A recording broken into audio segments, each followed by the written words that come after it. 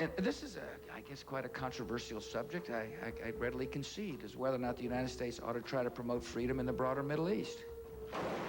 This is a religious war. This is not an issue of just oil or Iran or Korea. This is really an issue about Islam. The Palestinian people have apparently voted for change. What we've failed to fully absorb is the level of legitimacy that organizations like Hamas have. Did they do this to Christian churches? It's a very paranoid time for Muslim Americans. We're worried about our Constitution being trampled on.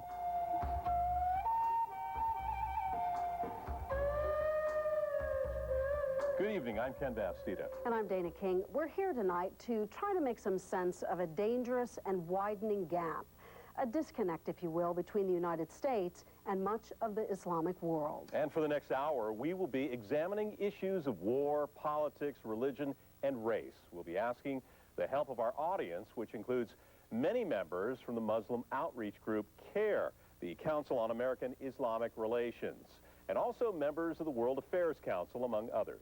We will also be drawing expertise from a panel with some very diverse experience. You're going to meet them in just a moment. But first, John Kessler with a quick look at the rising tensions in the Islamic world that could once again touch the lives of every single American.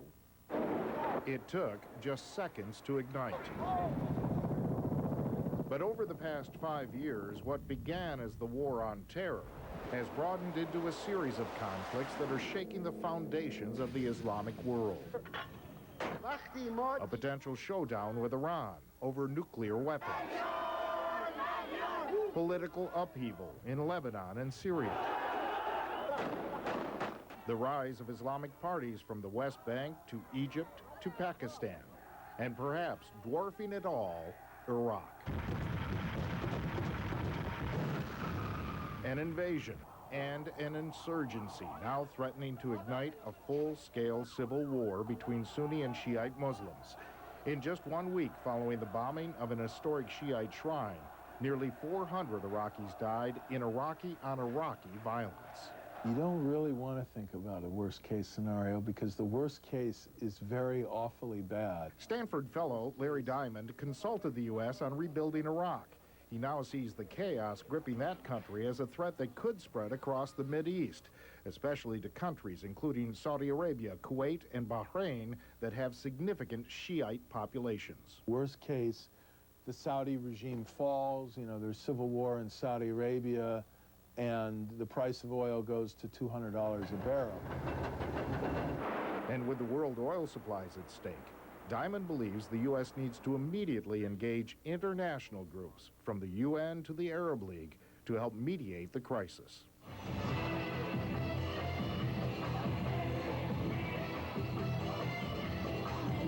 And underscoring it all is the nagging perception that U.S. planners have misread Iraqi and Islamic cultural forces from the start. I would meet these young soldiers who really had no idea where they were, like literally, geographically where they were.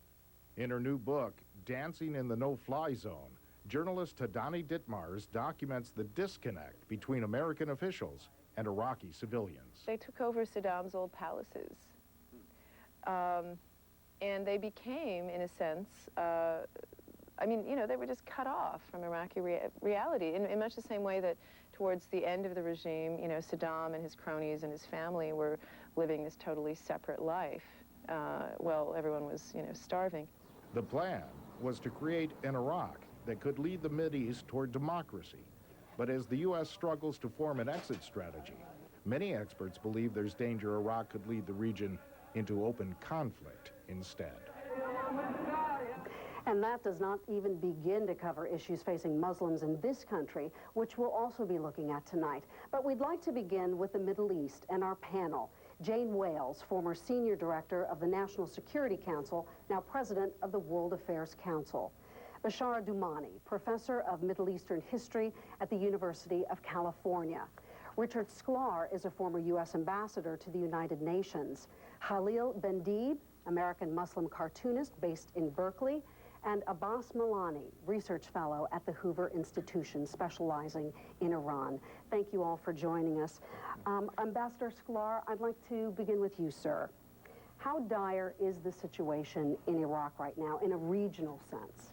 It's a terrible situation. The going into there was the best example of the ignorance, arrogance, and incompetence of this administration. I think we do not have a civil war in Iraq. We have a sectarian war, and we're in the middle of it. We're much like the policeman who goes into the family where there's a family dispute going on, and the husband and wife turn on the policeman. We've got a mess on our hands. Thank you. Abbas Milani, we've seen the violent split between Shiites and Sunnis in Iraq, and then right next door, of course, is the country that you're very familiar with, Iran. What roles are the neighboring countries playing in Iraq right now? Well, I think for Iran, the ideal situation would be to continue the current crisis, because the more the United States is involved in the quagmire in Iraq, the less it has time and energy and forces to get to Iran. Is Iran after nuclear weapons, as the United States alleges? I think all evidence seems to indicate that that is in fact the case. Will the United States invade? I don't think so, and I hope not, because I think if the United States invades, it's one more very, very serious mistake. I don't think the regime in Iran anticipates an invasion, because they know Iran is a much bigger country than Iraq. It's much more complicated, much more powerful country. And to simply think that you can easily take it out, I think would be a grave, grave mistake. Thank you. Professor Doumani, is the conflict in Iraq destabilizing the entire region? Absolutely. The region was already destabilized because we have another central conflict in the Middle East that's been ongoing for a long time, and that's the Palestinian-Israeli conflict. So now you have two rocks that were thrown in the pond. You have these ripples sort of crashing against each other. The situation in Iraq calls into question what the real motivations of the United States policy in the Middle East is. If you couple that with what's going on with the Palestinian-Israeli conflict, a situation where Israel is unilaterally imposing its new borders now, making impossible a Palestinian state, and hence throwing the region into possible destabilization even further down the road. The United States, it seems, in this quest to control Iraq has brought into itself a great deal of trouble. And Jane Wales, if civil war in Iraq does ensue, can we just withdraw our troops in good conscience? I think the most important thing now, and if that should happen, is to provide security for the average Iraqi man or woman. So if we withdraw, which I think we will, the question is, what will we replace ourselves with? If it were just an insurgency, then you could turn to the Iraqi police and to its military. But if it's a civil war, then the police and the military are parties to the conflict. So you have to bring in a multilateral force, an external force, one that is willing to stay for a long time, will come in large numbers, and has the credibility that we've now lost. Khalil Bendib, you are a cartoonist, you're an artist, and you base your cartoons on satire. And I'm wondering, how do you find the situation satirical? How do you find it humorous, considering how violent it is?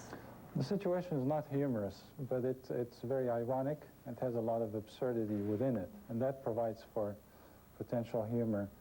The worse things get, typically, for cartoonists, the better in terms of their artistic output. So unfortunately, I'm not about to run out of grist to my mill.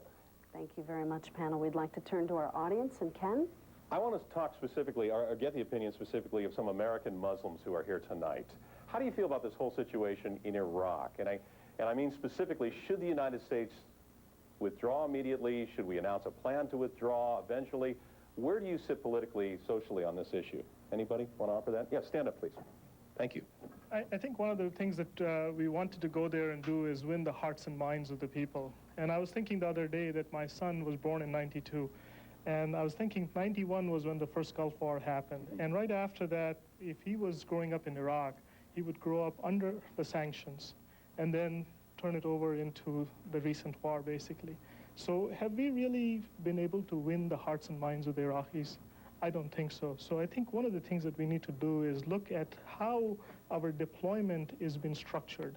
How can we change our deployment into something where we try to go and win the hearts and minds of the people? Until we do that, if we withdraw, not only will it leave a bad situation and make it potentially worse, but also it leaves in the minds of the Iraqis a long-term view of United States, which I don't think is very good. All right, very good. Does anybody have an idea on what we should do in Iran with respect to nuclear?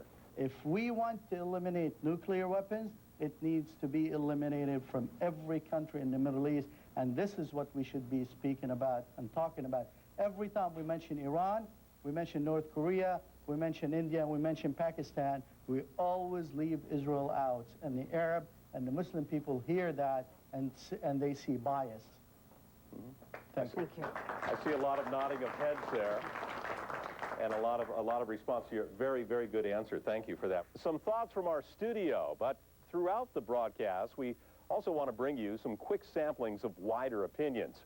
Doug Sovereign of KCBS Radio has details from 2 surveys. Doug? That's right, Ken. 2 surveys. One was done of the Bay Area American Muslim population by the group CARE, the Council on American Islamic Relations. The other is a survey of the general Bay Area population done by Survey USA. They're not identical, but they are similar. The question's not exactly the same. They do underscore some apparent differences. For example, CARE asked Bay Area Muslims, should the U.S. withdraw from Iraq and try to get the UN involved? 93% said yes. When Survey USA asked the Bay Area in general if U.S. troop levels should be increased or decreased in Iraq, 15% said increase them, 60% said decreased, 20% said keep them where they are now. So solid majorities in favor of withdrawal by the U.S. among both groups, but a bit more support for keeping some American forces in Iraq, at least for the short term, among the general populace. Ken, Dana? Which of these problems do you think is the most overriding, the most important issue going on right now? The Israeli-Palestinian issue, the Iran nuclear issue, or the anti-Muslim issue here in the United States? Right now, a lot of the Middle Eastern countries are staying very quiet in this war, except for one country, Iran. And it seems like they're propagating this idea that they're going to be the one that's standing up to the U.S., if not just politically or figuratively. With a bomb, they actually have more leverage. Thank you. Well, we certainly have many more voices to hear from tonight, but still ahead, the culture clash over everything from cartoons to headscarves, and what is behind the divide.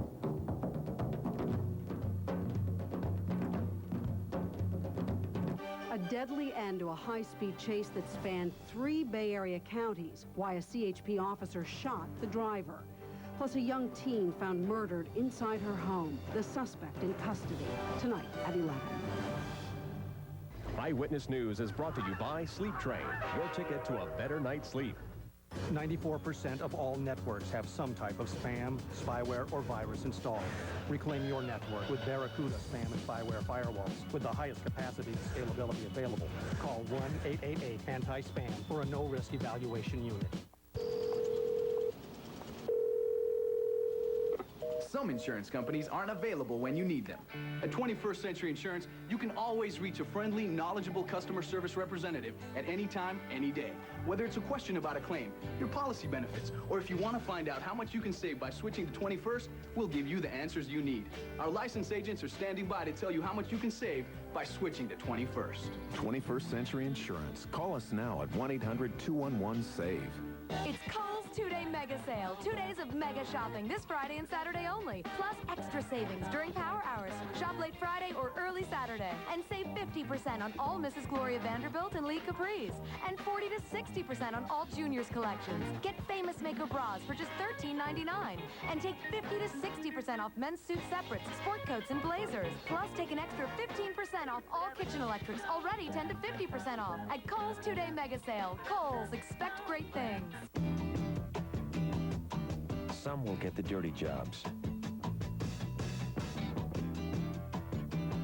Others will lead a more leisurely life. All you want to do is use me.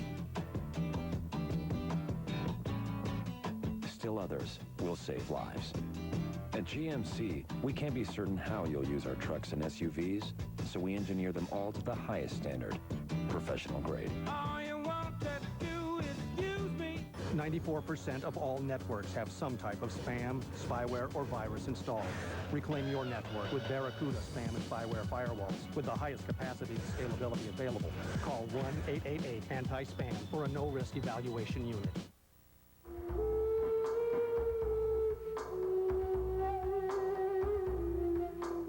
Welcome back to this CBS 5 Town Hall special, Islam and the West. We're spending this hour examining conflicts between Western nations and the wider Islamic world.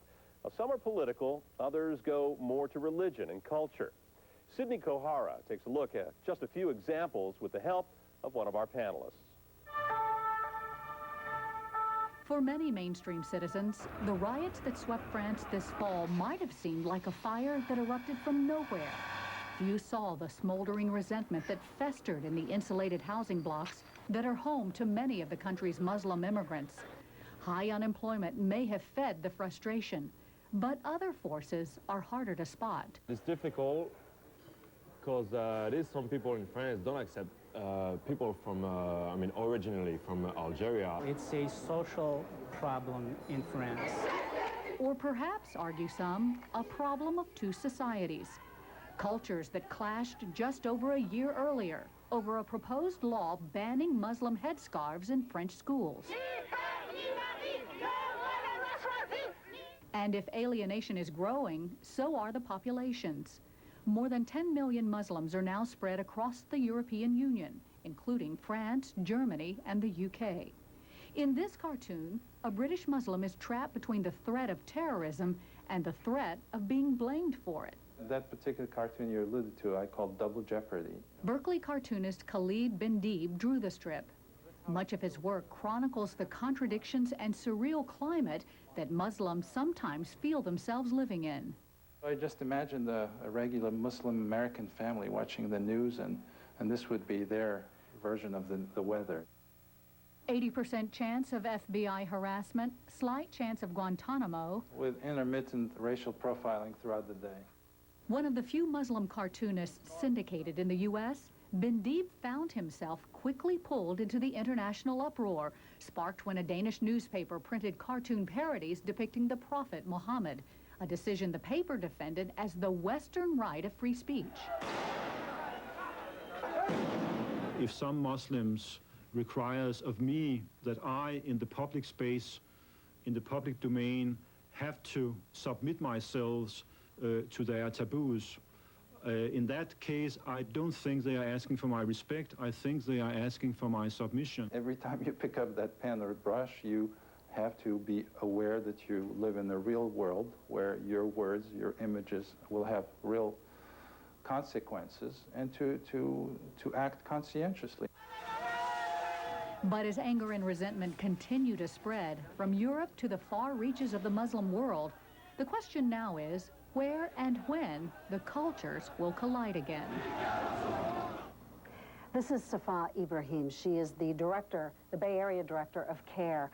Thank you for joining us, Safa. Thank you. Now, your group organized nationwide outreach efforts after all of these incidents. But you know what? The rioting spoke very loudly, and I think the impression that it left on people was that either you follow what we Muslims are about and understand it, or else there will be more of this. And it seems threatening to non-Muslims. To begin with, there's a culmination of issues. I think that for us to assume that this is just about the cartoons is pretty naive of us.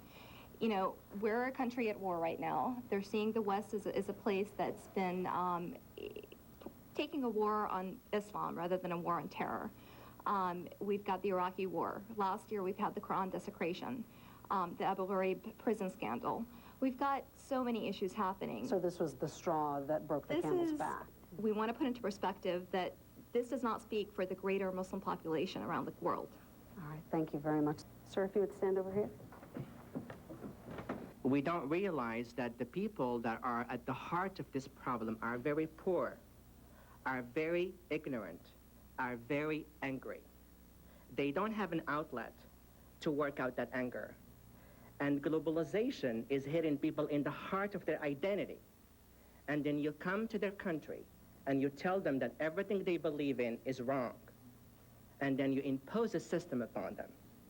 Then there are the political Islamists who manipulate the whole thing.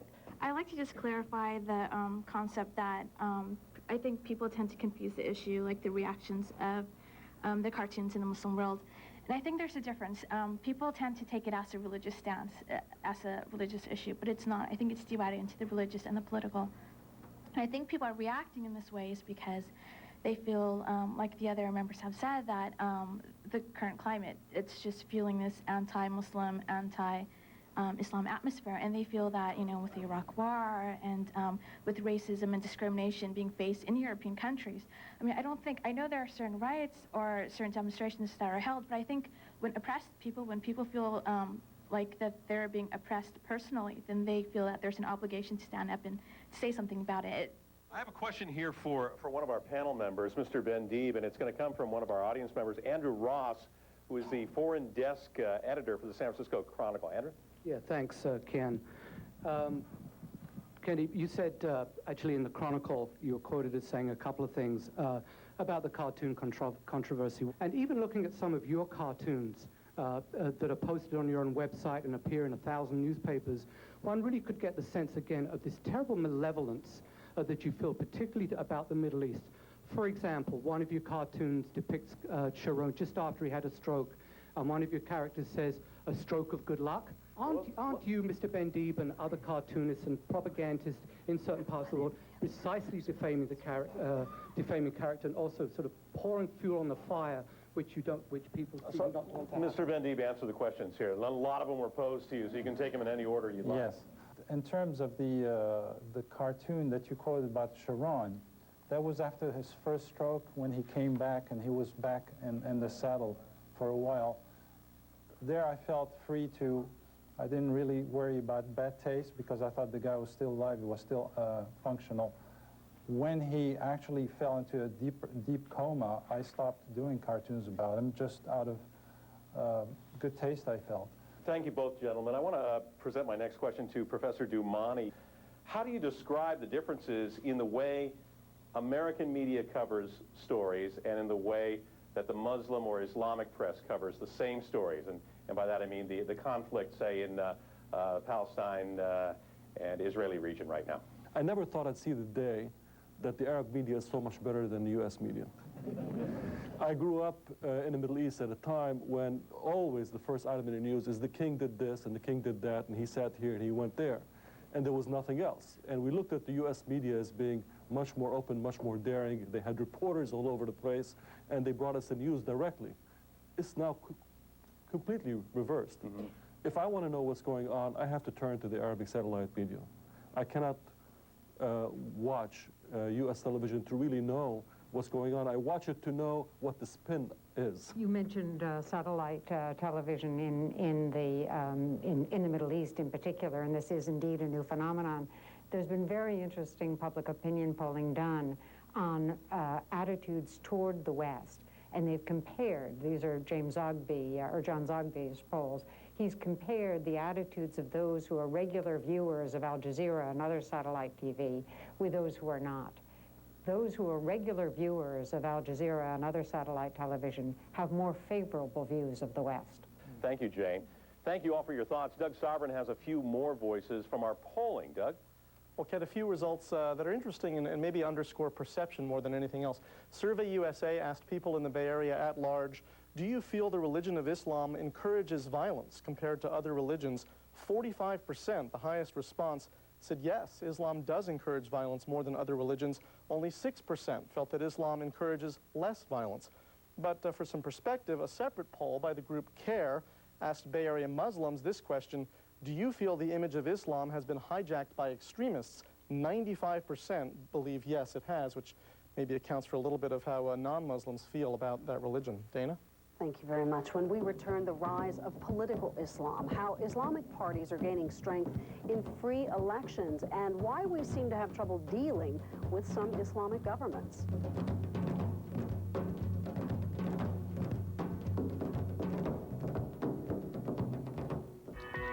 Three luxury cars.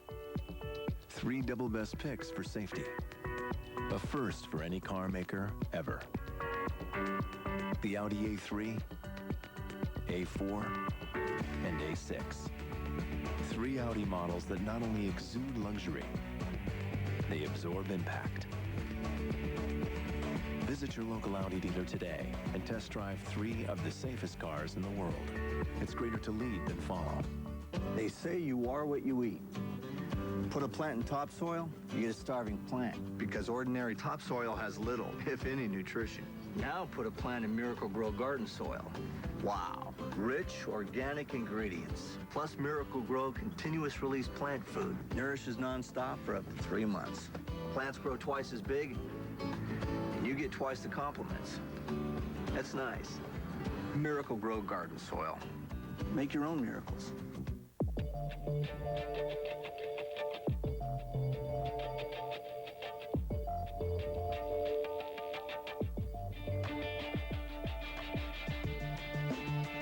Let's go. It's time for a change. Get ready for spring at Macy's, where you'll find all the newest looks. Save on the latest fashions for her and him, right now at Macy's Spring Sale.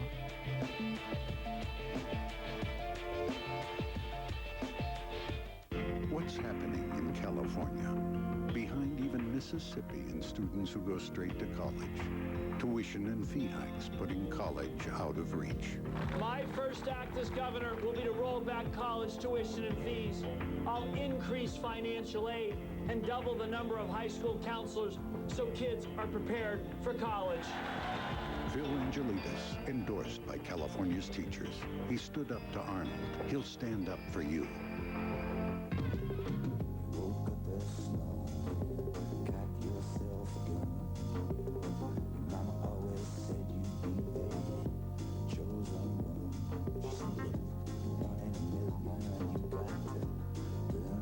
Now when you need it most. Introducing Singular Video, featuring scenes from The Sopranos and other HBO entertainment. HBO Mobile, only on Singular. Singular, raising the bar. 0% financing is back. From now until March 31st, get 0% financing for 60 months, plus make no monthly payments until October on our full lineup of Jeep vehicles, which can save you up to $8,000 on the new Jeep Commander with 3 rows of stadium seating, the 5-star safety-rated Grand Cherokee, and Jeep Liberty, the best-selling SUV in its class. Get 0% financing for 60 months, plus make no monthly payments until October. Hurry, offer ends March 31st.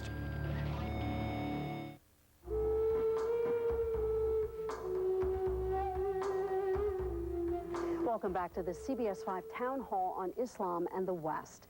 The Bush administration has made fostering democracy one of its key policy goals for the Mideast, and there is evidence that it's gaining some ground in several countries. But as is the case of recent elections among the Palestinians, the rising political movements are increasingly Islamic. Hank Plant surveyed the trend.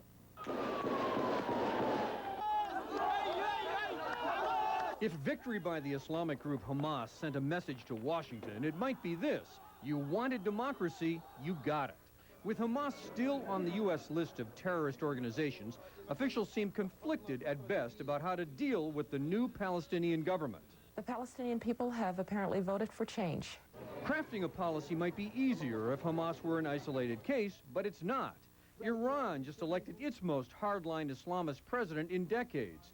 In Hosni Mubarak's Egypt, the Muslim Brotherhood recently made substantial gains in parliament. And Iraq's first free elections in memory brought an Islamic government to power. What to make of it all? It's clear that in most countries of the region, if there were free and fair elections, Islamists of one stripe or another would either become significant minorities or in some cases would win outright. Middle East researcher Joel Bainan says decades of political repression have crippled mainstream opposition groups in many countries. Islamic groups survived, he says, because of their network of mosques, schools, and charities. But he says their big boost came during the oil spike of the 1970s. That's when countries like Saudi Arabia began donating huge sums of money to Muslim groups all around the Arab world. money that those groups spent wisely. The state doesn't provide people with unemployment insurance. The state doesn't provide people with medical clinics. The state doesn't clean up the garbage in slum neighborhoods. The state doesn't provide daycare centers. The state doesn't give people tutoring to pass their high school exams, which they need in order to do it. The Islamists do it. And everywhere that they have won, with the exception of Iran, which is a special case, Turkey, Egypt, Morocco, Palestine, they came to power on the basis of that. They give people what they need. But does the rise of parties like Hamas and Muslim Brotherhood necessarily represent a wave that will inevitably wash across the entire region? Many observers, like the Egyptian ambassador Nabil Fahmy, aren't so sure. The Muslim Brotherhood supporters gained in that context. They didn't gain a majority. They would probably gain a little bit more seats in a future election. But I really believe that Egypt, at the end of the day, is a centrist country. It's a country that is cosmopolitan, where you will have conservative thought and liberal thought. And Professor Bainan also points to governments like Turkey and Morocco that have Islamic-leaning governments, but that are also pro-Western. But whatever the mix, it's clear that the U.S. may also have to learn to deal with freely elected governments that look much different from our own. And we're going back to our panel. Professor Doumani, you are intimately familiar with Palestinian politics. What drove the victory of Hamas? What drove the victory of Hamas are two things. One is that the people, the Palestinian people, were very tired of their leadership that they've had before, the Fatah-dominated leadership. They felt that they were not able to protect them from Israeli aggression, and they felt that they were corrupt, and they wanted a new voice to represent them. People have turned to each other, and they turned to God, and Hamas was able to provide them with both. They have a vast network of social services on the ground, and they have an ideology that goes beyond just let's go back to the roadmap, but actually has answers to a lot of other questions that people have to deal with in terms of their daily life. After the election, there were a lot of news reports and headlines that used the word shock. The world is shocked that Hamas has been elected. Dana, why should you be surprised that the Palestinians would vote their interest? The rest of the world is not happy that we voted our way, and particularly in the Middle East. The people of Palestine, for those of us on the outside, were dissatisfied with those who were ruling. They were not delivering on what they wanted, on a way of life that would give them stability, so they voted the party out. Occasionally, we even do that here. Well, I'm struck by going back to your phrase shocked, to your word shocked, because it is amazing to me, it really speaks volumes, that our government was taken by surprise in a situation like this, or that, in fact, our media would be taken by surprise. We have to, I think what we've failed to fully absorb is the level of legitimacy that organizations like Hamas or Hezbollah have on the ground, and they have it because they've been providing social services. They've been filling the role that you normally associate with states. They're cleaning the streets, they're providing for the widows, they're providing for the orphans. They've got some real strong legitimacy as a result. On the other hand, they also have military arms. And I think that where we differ and where we rightly differ is that we feel that no political party should have its own militia, that you've got to sort of accept the notion. If you want to govern, you've got to accept the notion that the state has a monopoly on the use of force. All right, and to Abbas Milani, talk to me about the differences between the regimes. The Islamic governments come in all flavors. Some are pro-Western, some are obviously not. Well, not only Islamic countries come in all flavors, but Islamic people come in all flavors. The idea that there is one Islamic population out there and they all have the same sentiments and the same views, I think is a reality that does not exist. The problem in Iran is exactly the opposite of the problem you have, for example, in Saudi Arabia. In Saudi Arabia, you have a government that claims to be pro-American, but the people in the streets are anti-American. In Iran, you have a government that is very anti-American, but you have a people who are very different. And then the sentiments of the people are different. The majority of the Muslims that I know want to live lives just like majority of Christians want to live lives. They want to have religion as their faith. There is an aspect of Islam we haven't talked about at all, for example, that is for millions of people, the way they connect to Islam. That is Sufism. It's a mysticism, it's a version of Islam that is very, very peaceful, that is very poetic, that has much more in common with Jewish mysticism and Christian mysticism than it has with anything else in the world. The majority of the Muslims live that life, and I think what the radical fundamentalists have done, as the survey I think shows, is that they hijacked the image of Islam. And unfortunately, there are people on this side for whom that image of Islam serves a political purpose. How about Islam as a form of government, where really religion plays a much more, I would think, pervasive part in decision-making? I think that the main issue is less about which party actually comes to power, but do we support the process or not? And as Americans, we believe in democratic ideals, and if a party that we don't like comes to power, I think as Americans, we should support the process. We should support democracy. But I do admire the Bush administration in supporting democracy in the Middle East. They should be applauded for it. We criticize them when they make mistakes, but we should commend them when they do something good. Pushing for democracy in the Middle East, it is something positive and good, and they should be applauded for it. And let's remember, the whole Middle East right now is basically ruled by monarchs and kings. And the people in the Middle East, they want the ability to exercise their vote freely and openly. And if an Islamic government comes into rule, let them rule and let people give them a chance, 4 years, 5 years. If they don't do a good job, the people are going to kick them out. There you go. Very well said. All right. We have a lot more coming up when this town hall continues. Domestic spying and beyond. Are American Muslims being singled out in the war on terror? Stay with us. For more on this broadcast, log on to CBS5.com. Our family has been helping families like yours get a good night's sleep for over 30 years. And right now, we can make it even easier during Mancini Sleep World's triple bonus mattress sale. The price, the service, the quality was just terrific. Mancini Sleep World. Start sleeping better tonight.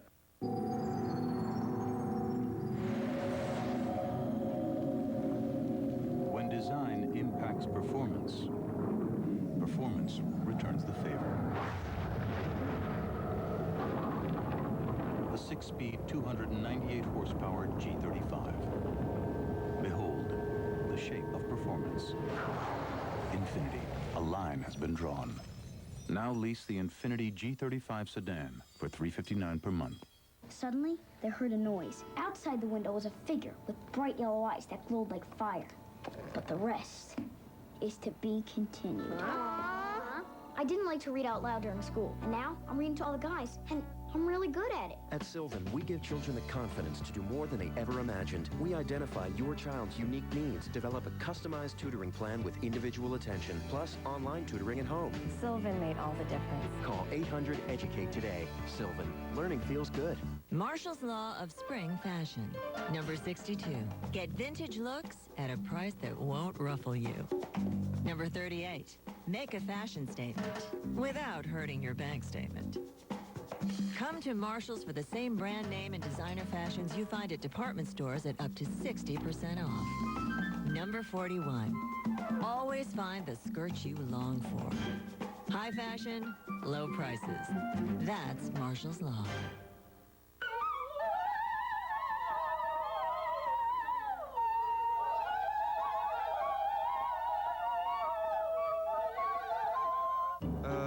Not those Sopranos.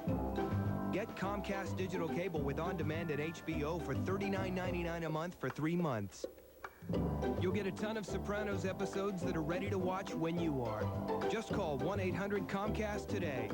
Comcast digital cable with on-demand and HBO. It's Comcastic.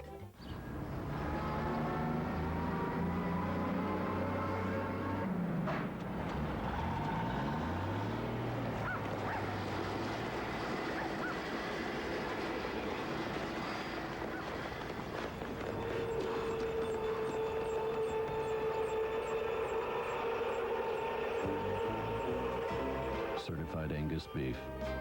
Exclusively at Braley's and Nob Hill Foods. Flavor worth pursuing.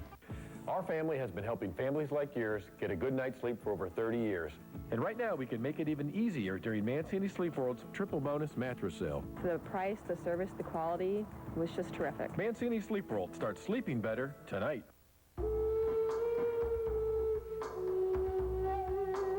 The enemy's calling somebody, and we want to know who they're calling and why. And that seems to make sense to me as the commander-in-chief if my job is to protect the American people. The program's legal, it's designed to protect civil liberties, and it's necessary. We want to talk to Safa Ibrahim of CARE again. Safa, I want to ask you directly, if America is in danger from militant Islamic groups, shouldn't American Muslims be willing to give up some of their rights in the name of the war on terror as Muslim Americans? I find that really difficult to answer because many Muslim immigrants that came to this country came for the freedoms and the civil liberties this country has to offer. And so I find it very funny that, you know, we're asking a specific group to compromise their civil liberties for the sake of the majority. Thank you very much, Safa. We want to go now to Doug Sovereign. He has some results from our survey. Well, Dana, from our survey of a slightly larger sample of Bay Area Muslims taken by the outreach group CARE, should Muslims be willing to give up some freedoms in the name of the war on terror? 81% say no, about 6% say yes, 12% say somewhat. Another question, do you feel the U.S. government has infringed on the civil rights of American Muslims in the name of the war on terror? 90% of Bay Area Muslims say yes to that one. A different poll, though, this one of the general Bay Area done by Survey USA, the question was, how concerned are you about losing civil liberties as a result of measures enacted by the Bush administration to fight terrorism? 57% very concerned, 19% somewhat concerned, 11% not very, 12% not at all. So a lot in common there. Pretty high level of concern shown in both polls. Dana, Ken? All right, thank you, Doug. We got a question now for Khalil Bendib. You had a cartoon about the U.S. Muslim weather report we saw a little bit earlier. Clouds of suspicion, followed by racial profiling throughout the day. Very clever, I have to admit. Do you actually believe that the majority of American Muslims really feel that way? Do they feel that their way of life is being threatened now? It's a very paranoid time for Muslim Americans, at least for myself and a lot of my friends. We're worried about our country of laws becoming something else. We're worried about our Constitution being trampled on by the authorities in the name of war on terror. We feel that it's a Trojan horse to bring a different regime, a police state. It may be an exaggeration, but we are reminded of what Hitler did before and during World War II. The Third Reich started with the weaker links, those groups that they felt were safe to pick on and destroy. I just want to make a very brief comment. I, too, am concerned about the Patriot Act, but I think to compare the current situation with Adolf Hitler is a very, very untenable comparison. And it is a kind of a comparison that makes the legitimate concerns of the Muslim community seem reckless. I think we have to be very careful when we are complaining to make these kinds of complaints. Adolf Hitler killed 6 million Jews. The Patriot Act is not Adolf Hitler. We have to fight it. We have to fight its aggression. We have to fight every inch of the way for every one of our civil rights. But we have to keep comparisons in perspective. We have to keep these kinds of a language much more responsible. Otherwise, we become accused of playing fast and loose with historical realities. Well, I said it was an exaggeration. I hope it's an exaggeration. Hitler didn't happen overnight. He was elected democratically. Before we take a break real quick, Mr. Doumani, do you worry about your phone being tapped by the government? Are they listening to your phone conversations? No, I don't. No, I don't worry about it. I know they're listening. I've got nothing to hide. I think the best way to maintain a democratic culture in this country is to practice it. We'll continue with this in just a moment. Hold your thoughts. We're going to take a real quick break. We'd like to continue the discussion when we come back. The World Affairs Council will host a conference in Monterey from May 5th through the 7th to consider America's role in the world and its relations to rising powers such as India and China. For more information, visit itsyourworld.org or call us at 415-293-4656.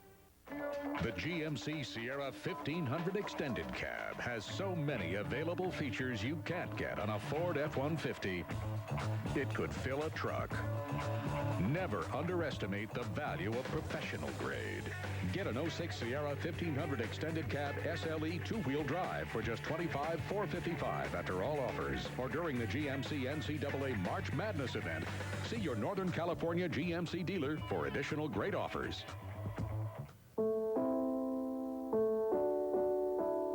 It doesn't have to be an organ to be vital. It doesn't have to be critical to be treated seriously. Doesn't every part of you deserve extraordinary care?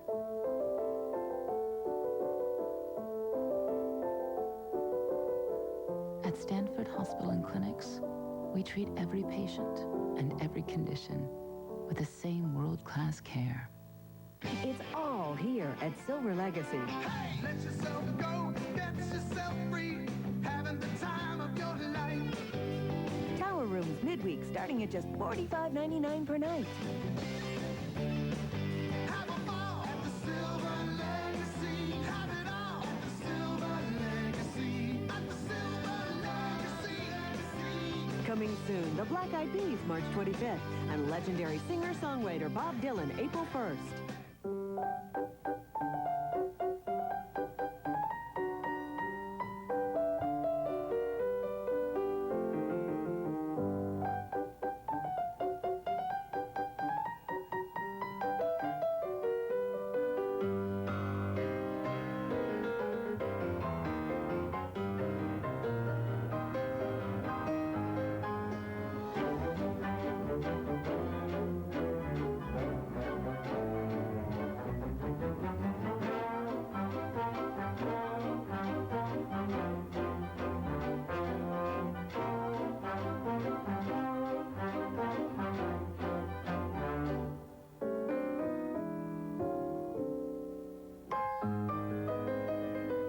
Where you go in life is up to you.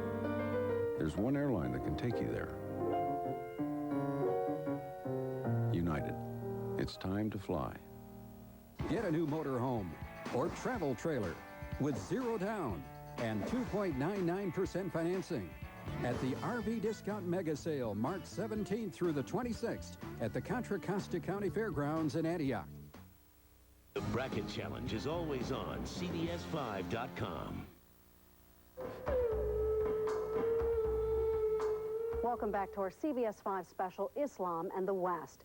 Now, before the break, we were discussing some of the political aspects of being a Muslim in America, but there are certainly personal aspects as well. In fact, several years ago, Barbara Rogers explored the lives of Bay Area Muslims in her award-winning series, Muslims in America. And tonight, she reconnects with a group of young Muslim women.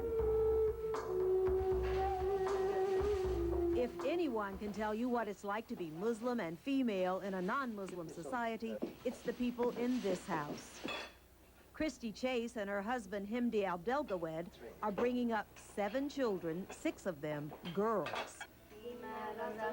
What is it like to raise 6 daughters in a Western culture as Muslim women? Well, thank God so far it hasn't been so bad. Some of them are still very young, so come talk to me in another 10 years. We'll see. Actually, all the girls are doing just fine. The younger 4, ranging in age from 8 to 15, are now attending public schools. All had gone to a Muslim school before.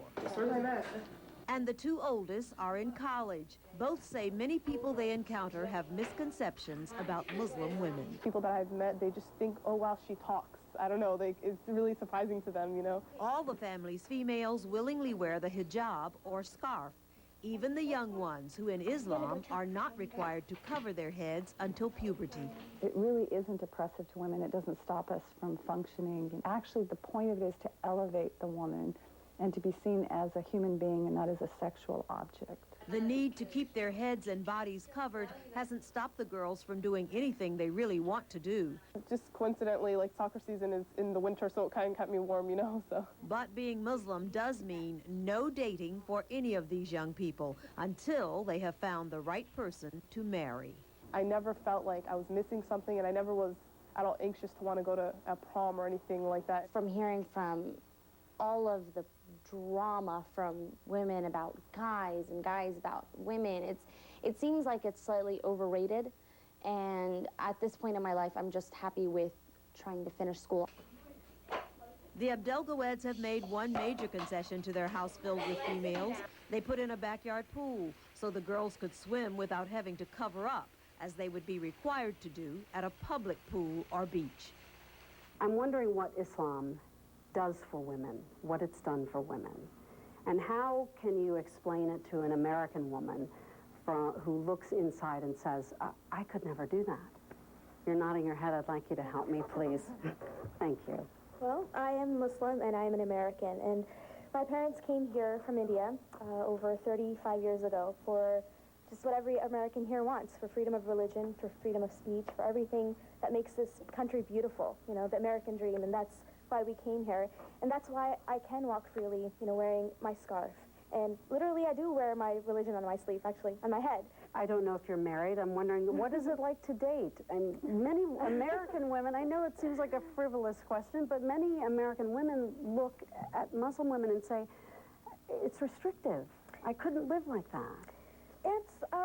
It's seen as a religion that may look restrictive, but in a sense it is liberating because I'm not judged by what I look like. I'm judged by what I think and what I believe in, you know. So, you know, looking at women who take off all their clothes, I may say, whoa, that's restrictive in a sense that, well, you know, how is that liberating? Thank you very much. I'd like a young man. It was very enlightening Yes, it was. to hear that point of view. How about the gentleman in our group? Do you have an opinion on what it's like for women in an Islamic culture? You know, I think sometimes we all think that men, Muslim men, in some way or the other, suppress women. And, you know, I can give you my own example where my wife decided to take on the scarf by herself and initially I was actually opposed to it in some form or the other, but she insisted and she went on doing that. All right, thank you very much. Well, when we come back, a few thoughts about the future. Stay with us.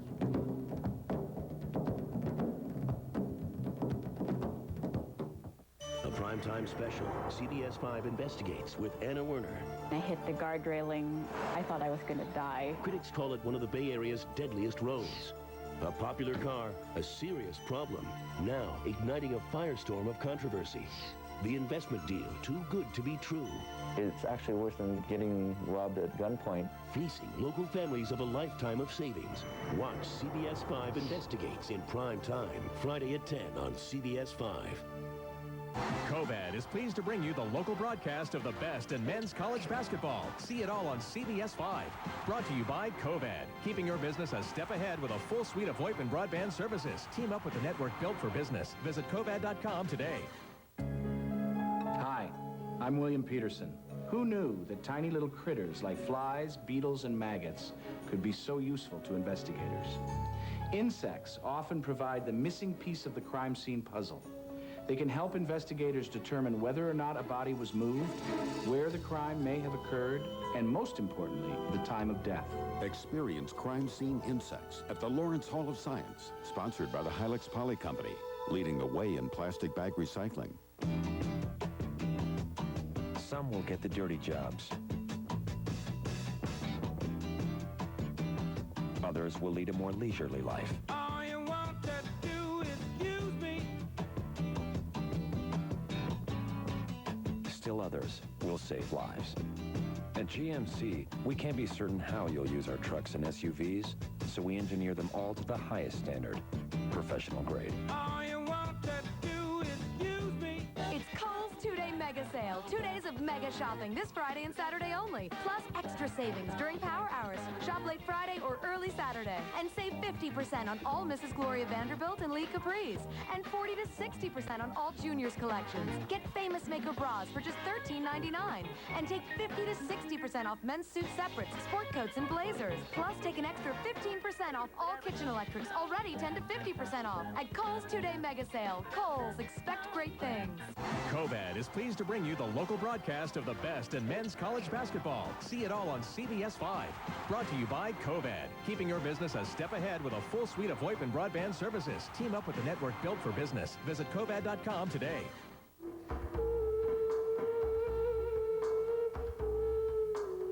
Welcome back. We'd like to end our look at Islam and the West with a look towards the future. But Jane, let's start with you. What do you think?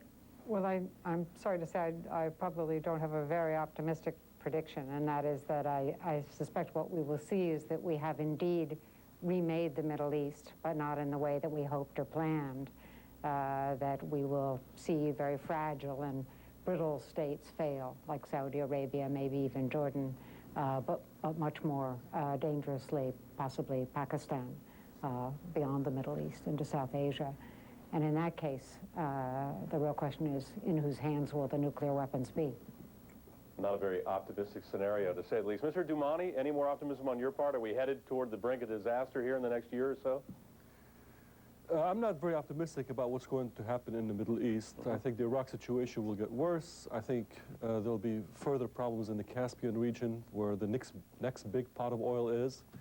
And I just want to say that it's a moment in history when domestic issues and international issues have become completely intertwined. Fighting for civil liberties and a democratic culture in this country is absolutely essential to fighting for a democratic Middle East as well. Dick Sklar, do you agree the United States plays a big part in this thing in the next couple of years? Sure it does. I make Jane look like an optimist, though. With respect to Iran, we will not invade Iran because our army couldn't take on Grenada now the way we've decimated it, much less Iran. With regard to Iraq, I hope Jane is right that other powers will step in. I don't believe it will happen, and I think that what we will move to is not Murtha's solution, but Senator Levin's solution, where we say to the Iraqis, you don't want civil war, get your own act together, we're staying for another year, and then it's up to you to avoid civil war. Mr. Bendeeb, will there be enough fodder for your political satire in the future? Again, very unfortunately, yes, but I don't want to sound, I've sounded paranoid enough tonight. I'd like to strike a positive note. You know, the reason I sound so sad and pessimistic was just that it's a little bit overwhelming sometimes, but, you know, and being in the cartooning trenches, you tend to look at things in black and white, literally. As they say, comedy isn't pretty. But what I see hope in, the silver lining for me, is that ever since 9/11, there's been a real sincere effort on the part of many people, many Americans and people in the West, to try to understand a little bit more what Islam is about. Is it really what it's portrayed to be, this violent, reckless, mysterious thing? Or perhaps, you know, is there more to there than meets the eye? This program is a good example of that. It's a very positive thing to educate people and let them know that we are no different. We're not the other. We're Americans like you. Mr. Milani, is there enough optimism in the world to see a good end to this? Or are soldiers going to figure the end result, you think? Well, in terms of democracy, in the long term, I'm very optimistic for the Middle East. I think democracy is coming to the Middle East. It's going to have a rough patch in the beginning because of many of the reasons that people said. But Middle Easterners, like every other Muslims in the Middle East, want democracy. But I think we have to accept one premise. You cannot have democracy if you have a religion in power. You can have an Islamic country be a democratic country. Islam has nothing in contradiction with democracy. But if you take Judaism, Christianity, Buddhism, any religion, and make that the ruling ideology of a government, you cannot have democracy. Democracy is based on the acceptance that you don't know the answer to the problems and that you're going to sit together and solve the problems. The problem when you put religious forces in power is that they think they know the answer. And we get in trouble in this country and everywhere else by people who think they know the answers. Panelists, thank you so much for your insights, for looking at the situation from all sides. We appreciate your participation. I'd like to thank, along with our audience, the World Affairs Council, certainly Safa Ibrahim, and the members of CARE. Dana? And as we leave, one final thought tonight.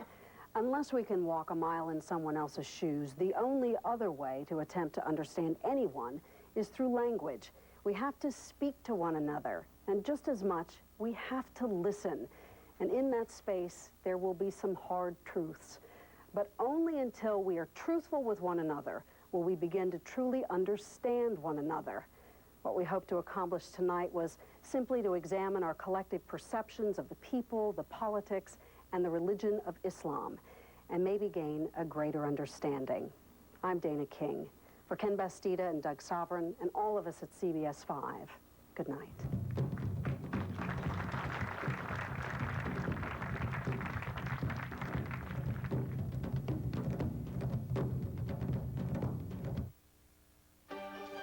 A mom finds her 14-year-old daughter dead in their own hallway, strangled to death. Tonight, the boy behind bars.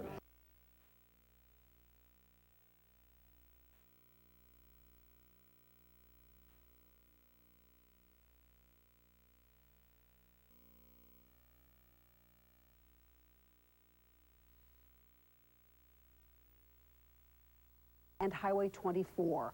Then she zipped over the Bay Bridge, then to Interstate